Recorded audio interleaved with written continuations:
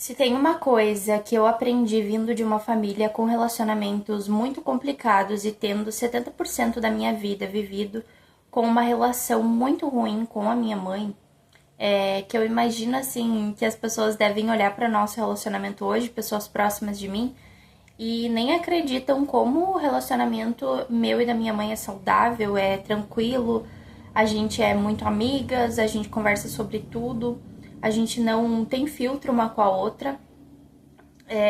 E eu sei que várias pessoas, várias das minhas amigas, nunca imaginaram que eu conseguiria ter uma relação assim com a minha mãe. Diante de tudo isso, tendo crescido com muitos problemas emocionais no meio da família, eu aprendi que a vida adulta ela tem muitos pratinhos pra gente equilibrar.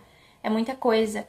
E claro que a gente só entende isso depois que a gente fica adulta, né? Depois que a gente amadurece, depois que a gente tem os nossos filhos, que tu vê que é muita coisa, são muitas responsabilidades. E nem sempre o que aquela pessoa fez ou está fazendo naquele momento, necessariamente ela está te fazendo para magoar. Ela queira te magoar ou ela não esteja dando atenção a você ou pensando no seu bem-estar. Hoje, por exemplo, eu vejo que em vários momentos da minha vida, apesar das relações ruins e tudo mais, foi tentado fazer o melhor para mim, para os meus irmãos, porque a gente era criança, a gente não entendia a vida, a gente era adolescente, a gente não sabia o que estava lá para frente. E foi sim tentado nos proteger, foi sim tentado ter o maior cuidado com a gente. Talvez não no emocional, talvez a gente tenha ouvido palavras muito duras, a gente tenha tirado conclusões precipitadas de várias situações. E hoje eu entendo. É difícil pra mim, como é que eu posso dizer? É difícil pra mim entender isso de uma forma que eu tenho que me perdoar, porque eu não entendia nada da vida e hoje eu entendo. Então, por exemplo, por muitas vezes é difícil eu me perdoar por eu ter falado que eu não queria mais ter uma convivência com a minha mãe, que eu não queria mais, tipo, amar ela, sabe? Eu não queria ter uma relação com ela. Hoje em dia eu vejo que não, que eu gostaria sim. Por interferência de outras pessoas também, a gente nunca conseguiu se aproximar e, enfim, como eu disse, a relação na minha família é muito complicada até hoje. E eu escolhi um caminho diferente porque eu entendo que as pessoas elas não fazem nada de propósito. Claro, tem pessoas que fazem, mas no meu caso eu sei que não foram coisas de propósito. Tava todo mundo ali tentando viver e sobreviver. E hoje eu entendo isso. E não que o meu passado, a minha infância não me doa. Me dói sim como as coisas foram conduzidas, me dói sim o jeito que eu cresci muitas vezes, as palavras que eu ouvi, dói. Entender, perdoar não significa que também não doa, dói. Mas você consegue perdoar porque você entende o motivo do porquê aquilo aconteceu, né? A gente não cresceu numa vida fácil, num lugar fácil, eu não cresci num lugar fácil de se crescer. A minha avó, minha bisavó tinha muito medo do que poderia acontecer com as nossas vidas sempre. Ao longo da minha infância inteira eu vivi num lugar assim, aonde tu saía de casa e tu não sabia se tu iria voltar viva ou não. Então, hoje eu vejo que foi muito difícil. Foi difícil para mim, como criança, como adolescente, estar inserida no meio de todos esses problemas sociais e familiares, mas também foi muito difícil para minha mãe e para minha avó lidar com esses certos problemas. Problemas entre elas, problemas que não são problemas, por exemplo, criar uma criança, criar duas crianças e depois três, não é uma coisa, não é um problema, mas é algo muito difícil e hoje eu entendo. Hoje eu sei como que é, hoje eu sei o estresse que isso gerava nelas, por preocupação, por querer suprir as nossas necessidades básicas de roupa, de alimentação, enfim. Mas também tem um outro ponto que eu queria muito fazer um vídeo sobre isso e eu já vou aproveitar esse gancho, que é cuidado para você não correr tanto atrás do dinheiro em si, você bem curta e grossa, do dinheiro para o seu filho ter tudo, ter roupa, calçado do bom e do melhor, ter tudo em casa para comer e faltar o mais importante, que é a atenção, que é o cuidado, que é o dispor. Hoje, atualmente, eu não trabalho e eu escolhi não trabalhar. Eu gravo os meus vídeos para internet, mas eu não trabalho fora de casa.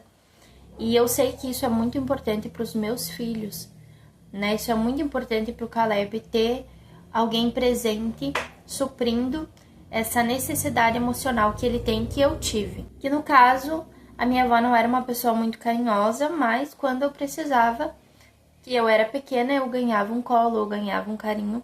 E hoje eu quero fazer isso para os meus filhos da melhor forma possível. Então, o meu marido é o provedor da casa, né?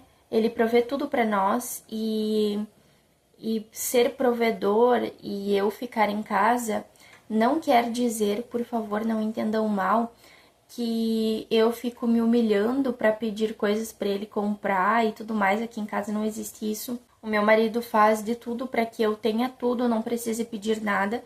Eu comunico a ele quando eu estou precisando de alguma coisa, isso é normal dentro de qualquer casamento, mesmo que você trabalhe. Tudo que você vai comprar, você precisa ter uma conversa com seu marido para ver o que é melhor para a família de vocês. Aqui não é diferente. O meu marido não sai comprando coisas sem conversar comigo, eu não saio comprando coisas sem conversar com ele. É nosso, né? Apesar de que ele que trabalha muito, eu sempre falo teu dinheiro. Eu tenho essa coisa que eu não gosto de ficar incomodando a pessoa, mas é o meu marido. E ele diz, não, você tem que me falar assim, se você quer alguma coisa, você pode me falar, porque o dinheiro ele é nosso, e aí a gente vai ver junto se a gente consegue comprar, quando que a gente consegue comprar, e eu vou lá e trago pra você. Então, ficar em casa, não trabalhar, não significa passar necessidades de coisas. Talvez eu queira algumas coisas que não são tão necessárias e só o trabalho dele não cubra tudo. Mas isso não quer dizer que eu passe necessidade das coisas dentro da minha casa ou tenha que ficar implorando pro meu marido para comprar qualquer coisa, não é isso. E essa questão também de não trabalhar fora, só um do casal, no caso só o marido trabalhar fora e a mãe ficar em casa pra criar os filhos também não é uma decisão fácil nos dias de hoje, dependendo do lugar onde você mora. Por exemplo, aqui é tudo muito caro onde a gente mora. Graças a Deus hoje a gente não paga aluguel, mas ainda assim é muito difícil para você ter as coisas, para você ter tudo dentro de casa. É muito complicado, é muito difícil. Então isso também não é uma decisão fácil de se fazer. Eu vejo que muitas pessoas acabam sofrendo muito quando chega a um ponto da vida onde você tem que tomar essa decisão. Por exemplo, quando você não tem com quem deixar os seus filhos, porque você precisa trabalhar, mas você não tem com quem deixar. E aí você é obrigada a ficar em casa, mas você fica passando necessidade. Você come hoje, mas não sabe como que vai ser o dia de amanhã. Você não sabe se vai ter alimentação adequada para os seus filhos no dia de amanhã. Graças a Deus a gente não passa por isso, não passa mesmo. Hoje em dia a gente sabe que a situação social, assim, do Brasil, digamos, é muito complicada. Tem muitas pessoas que passam necessidade. Aqui em volta de nós mesmo, tem pessoas que a vida é muito difícil, que a gente ouve, que a gente sabe que passam por muitas dificuldades. Até de não ter coisas dentro de casa, não ter uma máquina de lavar que faz tudo, por exemplo. Não ter uma geladeira boa, ter só uma geladeira daquelas bem antiga, que também é difícil, né? Por ser antiga, por todo o trabalho que dá, tem que descongelar toda semana, dá muito mais trabalho. Enfim, são muitos pontos, né? Vocês estão me entendendo, muitos pontos, né? Mas quando você faz essa escolha de ficar em casa e você não tem aquela preocupação de será que vai ter uma alimentação adequada para o meu filho no dia de amanhã? Será que o meu filho vai precisar de algo e eu não vou ter condições de comprar? Você consegue dar atenção às suas crianças, você consegue suprir as necessidades emocionais da criança. E isso é muito bom e foi essa a escolha que a gente fez, viver com menos dinheiro, menos coisas dentro de casa, vamos supor assim. Hoje em dia eu abro mão de várias coisas, né? produtos de cabelo, por exemplo. Eu sempre gostei de comprar, hoje em dia eu abro mão disso. Não que o meu cabelo seja mal cuidado, não é. Eu, pelo menos, particularmente, acho que não é. Mas eu tenho o básico, né? Shampoo, condicionador, óleo de cabelo. No momento eu tô sem óleo de cabelo. A gente acabou gastando em outras coisas, outras prioridades. Então eu tô sem óleo de cabelo. Mas eu vou me virando do jeito que dá e pra mim tá tudo bem. Por quê? Porque a minha prioridade, ela é outra, né? A minha prioridade não é ter vários produtos de cabelo. E não que eu não gostaria, né? Não que eu não gostaria de ter vários produtos de cabelo, mas a minha prioridade não é essa. A prioridade, então, é sempre as coisas para dentro de casa, para alimentação. Agora tá vindo a outra bebê, então prioridade é comprar coisas para as crianças, para ajeitar o quarto deles, para bebê que tá vindo ter tudo bem certinho, né? Carrinho, tem bebê conforto, né? Isso tem algumas coisas que eu já tinha, tem coisas que graças a Deus eu estou ganhando de amigas, de conhecidas, roupinha, outras coisas, teve coisas que eu guardei do Caleb. Então tudo vai se ajeitando conforme a vontade de Deus também.